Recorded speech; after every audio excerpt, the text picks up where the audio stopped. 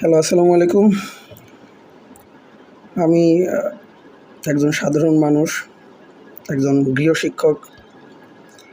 আমি সচরাচর লাইভে আসি না বা ভাইরাল বা ফেমাস হওয়ার প্রয়োজন মনে করি না বা কখনো ফেমাস হইও নাই বা ভাইরাল হওয়ার জন্য আমি এই ভিডিওটা বানাইতেছি না। জাস্ট কিছু কথা শেয়ার করার জন্য আমি এই ভিডিওটা বানাইতেছি।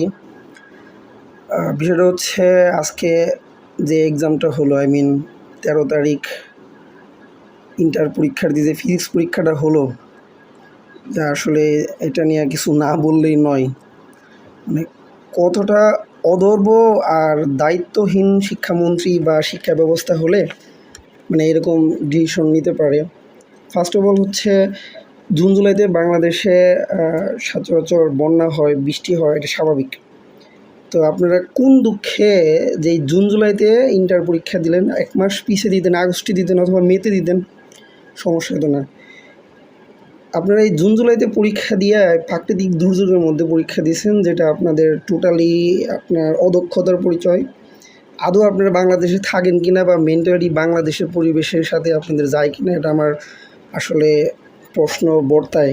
মনের মধ্যে একটা প্রশ্ন আসতেছে যে আপনারা আদৌ কি বাংলাদেশে থেকে মন্ত্রিত্ব করতেছেন নাকি বাইরে থেকে মন্ত্রিত্ব করতেছেন। 2 নম্বর কথা হচ্ছে কতটা অদর্ব আর মূর্খ হলে ফিজিক্সের মতো একটা পরীক্ষা সেখানে একদিন গ্যাপ দেন আপনারা আদৌ কি ফিজিক্স পড়াশোনা করছিলেন কি না আমি জানি না। শিক্ষামন্ত্রী, আপনার ব্যাকগ্রাউন্ডটা কি? আপনার আশেপাশে যে মূর্খগুলো আছে, সচিবালয় বা সচিব যারা আছে, এদের মাথায় কি আছে একমাত্র আপনি জানেন। আর আপনার যে আশেপাশে লোকগুলো আছে থার্ড ক্লাস, আমি ক্লাসও বলবো না, ক্লাস বললে আপনার ক্লাসকে অপমান করা হবে। আপনাদের এই পিছনে ব্যাকগ্রাউন্ড কতটুকু আমি জানি না। ফিজিক্সের মধ্যে একটা এক্সাম মিনিমাম 2 দিন বন্ধ লাগে। ইন্টার একটা বাচ্চা পড়াশোনা করবে, 2টা দিন গ্যাপ না দিয়ে আপনারা একদিন গ্যাপ দিছেন। এরপরও বিষয় হচ্ছে একদিন গ্যাপ দিছেন। আজকের পরীক্ষাটা দেখছেন আপনার সব জায়গায়, বিশেষ করে ঢাকা, চিটাগাং তো পরীক্ষা বন্ধ রাখছেন। আপনাদের কি উচিত ছিল না যে আজকের পরীক্ষাটা বন্ধ রাখা? আপনারা একটা দিন দেখছেন, কোথাও কোনো একটা সংবাদ নিউজ করে আমি দেখলাম না এর প্রতিবাদ করতে, বাচ্চারা হাঁটু কোমর বানি ভেঙে পরীক্ষা দিতে যাচ্ছে, অ্যাডমিট কার্ড ভিজে গেছে অনেকের। বিষয়টা হচ্ছে সমস্যা শুধু আপনাদের না, আমাদের কিছু দালাল শ্রেণীর লোক আছে, বিশেষ করে মিডিয়া আর সচিব। এই মিডিয়া আর সচিবরা, যারা আমলা আছেন, সরকারি আমলা, আপনারাই সরকারকে ফ্যাসিস্ট বানাতে সাহায্য করেন। কারণ আপনারা আপনার জায়গা থেকেও প্রতিবাদ করেন না। আপনারা যা কলেজের প্রফেসর, এই যে যারা বিভিন্ন কলেজে সেন্টারে বা পরীক্ষা করছে, একটা সংবাদ বা মিডিয়া দেখে একটা প্রতিবাদ করছেন যে আপনার জায়গা থেকে, যে এটা দুঃখ প্রকাশ করছেন যে আসলে আজকের পরীক্ষাটা বন্ধ নেওয়া উচিত ছিল, বা কেউ দুঃখ প্রকাশ করেন নাই। কোনো বিশেষ ক্যাডার বলেন যারা উচ্চশিক্ষায় শিক্ষিত, আমি বলি আপনারা মূর্খ বলতে পারেন। আমি বিশেষ ক্যাডার না বলে আপনাদের বলতেছি, কিন্তু আপনারা শিক্ষিত হয়ে আপনারা মূর্খ। আপনাদের চাকরির হারানোর ভয়ে কেউ একটা প্রতিবাদ পর্যন্ত করেন নাই।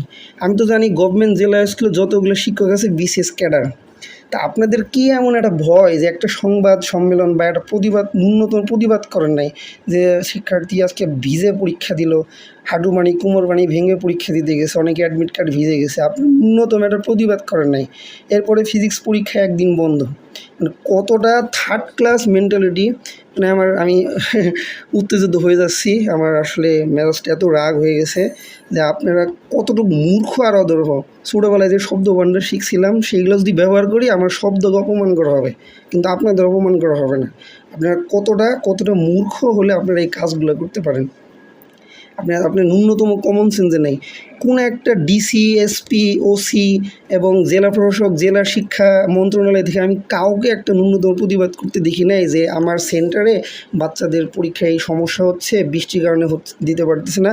আপনারা ন্যূনতম মন্ত্রণালয়ে একটা ফোন কল প্লাস আপনারা এর প্রতিবাদ জানান নাই।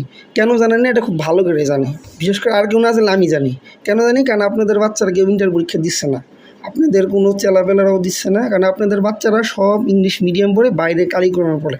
তো আপনাদের এগুলোর মাথায় ব্যথা নেই। আর এই দেশের সাধারণ শিক্ষার্থী জীবনে কি যায় আসে এটা আপনাদের ন্যূনতম চিন্তারও বিষয় না।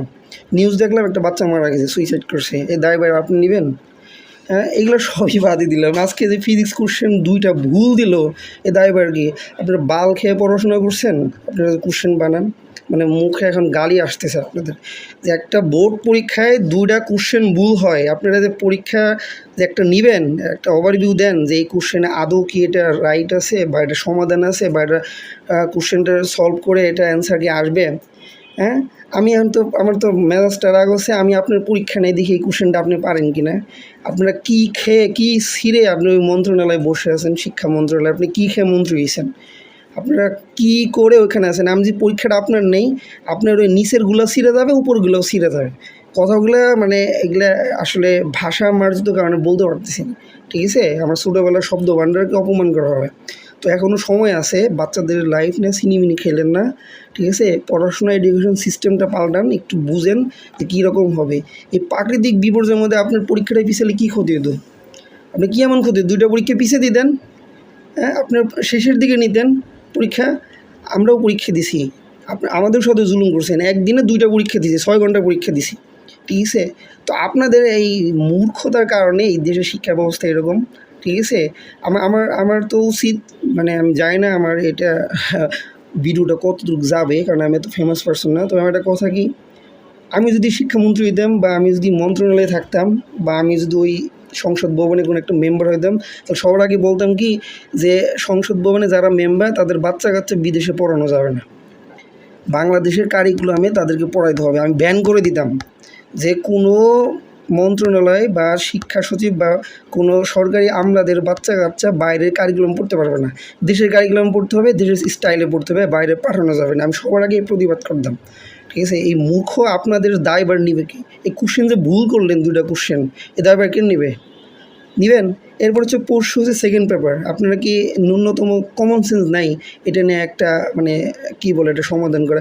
উল্টা আপনারা প্রশ্ন কথা বলেন যে পানি নেই। আর ঢাকা এলিভেটেড এক্সপ্রেসের সামনে, বনানীর সামনে আপনি গাড়ি চলতে পারেন আর আপনি চোখে পানিই দেখেন না। আপনি দেখবেন কীভাবে? 10 তলায় বিল্ডিংয়ে বসে আপনি সংবাদ সম্মেলন করেন, আপনি কি সাধারণ মানুষের কষ্ট বুঝবেন না, ঠিক আছে। আপনাদের এটাও ছিঁড়া যায় না, আর নিচেরটাও ছিঁড়া যায় না, ঠিক আছে। আপনার কতটা মূর্খ আর মানে কতটা থার্ড ক্লাস বললে ভুল হবে, ঠিক আছে। এই আপনাদের কারণে ফ্যাসিস্ট জন্ম নেয়, আমি আবার বলতেছি। এই আমরা যারা আছেন আপনারা কেউ প্রতিবাদ করেন না, আর বিশেষ করে হলুদ মিডিয়া সাংবাদিক, আপনারা কেউ এটা নিয়ে প্রশ্ন তুলেন না, এটা নিয়ে কেউ আপনার প্রতিবাদ করেন না। আর দ্যাটস ওয়াই সরকার কী হয়, ফ্যাসিস্ট হয়ে যায়, কারণ আপনারা সুযোগ দেন, প্রতিবাদ করতে পারেন না, ভয় পান, চাকরি হারানোর ভয় পান, ঠিক আছে। আপনার আত্মসম্মানের ভয় পান যে আপনাকে শোকজ করে দিবে, চাকরি খেয়ে দিবে, এইসব ভয়ে আপনারা এটা প্রতিবাদ করেন না। আর এই কারণেই যে কোনো সরকার, সেটা বিএনপি হোক আওয়ামী লীগ হোক, ফ্যাসিস্ট হতে সাহায্য করে মিডিয়া।